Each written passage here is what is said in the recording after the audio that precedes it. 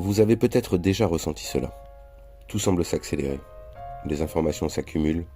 Les décisions paraissent se prendre loin de nous, et même en étant attentifs, cultivés, informés, il subsiste une impression diffuse. Le monde avance, mais nous perdons en maîtrise intérieure. Pourquoi ?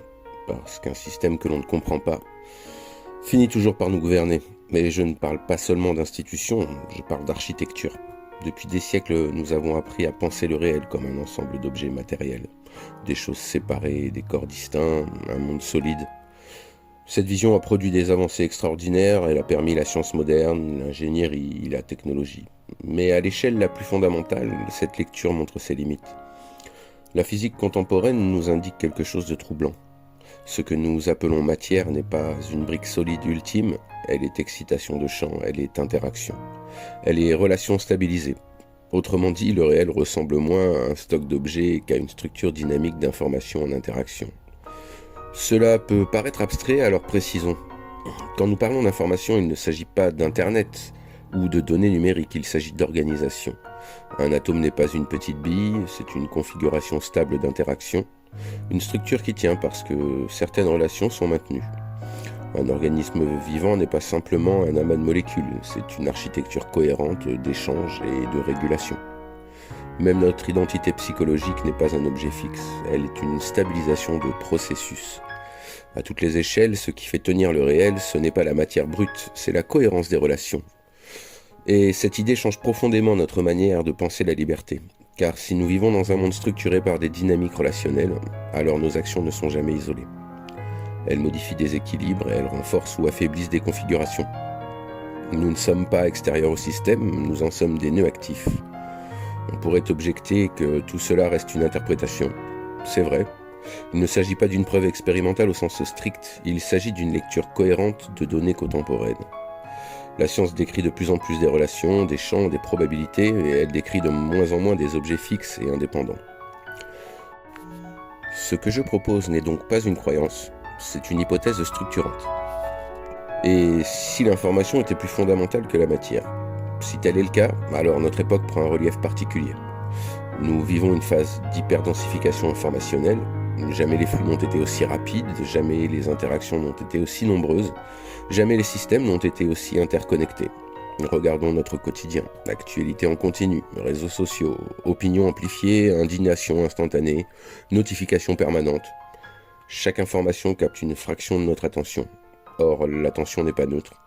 Ce que nous stabilisons par notre attention renforce des structures. Plus une idée circule, plus elle s'ancre, plus une polarisation est nourrie et plus elle se solidifie.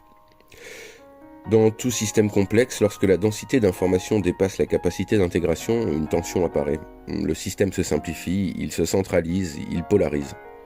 Ce phénomène n'est pas moral, il est structurel. Mais lorsque nous ne comprenons pas la dynamique d'un système, nous la subissons.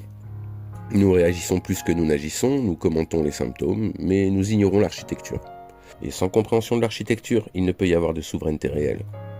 La question n'est donc pas seulement qui décide, la question devient dans quel type de structure évoluons-nous ? Dans un monde informationnel, la cohérence est une forme de puissance. Un individu dispersé est prévisible, un individu cohérent est plus stable. La souveraineté ne signifie pas isolement, elle signifie compréhension, elle signifie savoir dans quel type de système nous sommes insérés. Car un système peut être complexe sans être chaotique. Il peut sembler contraignant tout en obéissant à une logique précise. Mais pour agir avec marge, nous devons comprendre cette logique, sinon nous devenons prévisibles. Et un individu prévisible dans un système informationnel est un individu programmable. La souveraineté ne commence pas par la confrontation, elle commence par la lucidité, elle commence par un refus intérieur. Refuser la confusion permanente, refuser la dispersion, refuser la réaction automatique. Comprendre comment le réel s'organise, comprendre comment l'information circule, comprendre comment les structures atteignent des seuils, comprendre comment elles se stabilisent ou se déséquilibrent. La souveraineté ne consiste pas à contrôler le système, elle consiste à ne pas être dissous par lui. Elle consiste à stabiliser une cohérence intérieure dans un environnement instable. Peut-être que la véritable révolution de notre époque n'est pas technologique, elle est cognitive. Un monde que nous ne comprenons pas nous gouverne, un monde que nous comprenons nous laisse une marge. Et c'est peut-être là que commence réellement la souveraineté. C'est précisément cette question que j'ai voulu explorer plus en profondeur, non pas sous l'angle de la polémique, ni sous celui de la spéculation gratuite, mais en cherchant une cohérence. Comment articuler la physique moderne, qui décrit un réel fondé sur des relations et des structures invisibles, avec la dynamique des systèmes complexes, qui montre comment toute organisation évolue, se densifie, atteint des seuils. Et comment relier cela à notre responsabilité individuelle. Mais il manque encore une dimension, car cette interrogation n'est pas entièrement nouvelle. À travers l'histoire, les traditions philosophiques et religieuses ont déjà posé une question fondamentale. Le monde visible repose-t-il sur une structure invisible ? Qu'il s'agisse du logos grec, de l'idée d'un verbe créateur dans les traditions monothéistes, de l'ordre cosmique dans les sagesses orientales, ou des cycles dans de nombreuses cosmologies anciennes, une intuition revient sans cesse. Le réel possède une architecture. Ces traditions ne parlaient pas d'information au sens scientifique moderne, mais elles parlaient d'ordre, de loi, de structure, de cohérence. Aujourd'hui, la physique contemporaine évoque champ, relation, information fondamentale. La théorie des systèmes parle d'équilibre, de seuil, de rétroaction, mais la question devient alors fascinante. Assistons-nous à une convergence entre sciences modernes et intuitions anciennes concernant la structure du réel ? Non pas pour confondre science et religion, mais pour reconnaître qu'à différentes époques, l'humanité a tenté de comprendre l'architecture invisible qui soutient le monde visible. Si le réel est structuré, alors notre responsabilité n'est pas seulement morale, elle est structurelle. Nous ne sommes pas de simples observateurs, nous participons à la stabilisation ou à la fragilisation des équilibres. Dans l'ouvrage que j'ai écrit, j'explore ces convergences de manière argumentée. Je tente d'articuler cosmologie contemporaine, dynamique des systèmes, histoire des idées et souveraineté de conscience. Non pour proposer une croyance supplémentaire, mais pour offrir une grille de lecture cohérente. Car la perte de souveraineté commence toujours par une confusion, et la reconstruction commence toujours par une clarification. Si ces questions résonnent en nous, alors peut-être que la réflexion ne fait que commencer. Cette réflexion ne s'arrête pas ici. Dans le prochain épisode, nous irons plus loin.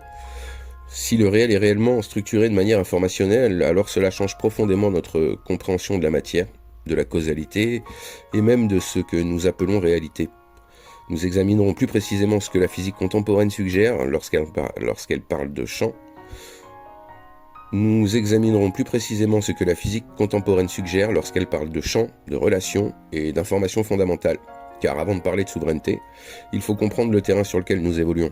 Cette série est une exploration progressive, chaque épisode approfondira une dimension, la structure du réel, la dynamique des systèmes et la place que nous y occupons. Ces questions sont développées de manière plus complète dans mon ouvrage, où j'articule physique moderne, dynamique des systèmes, tradition philosophique et responsabilité individuelle. Si cette première réflexion vous a interpellé, vous trouverez dans le livre une exploration structurée et argumentée de ces convergences. Le lien est en description. Nous poursuivrons cette exploration dans le prochain épisode. À bientôt.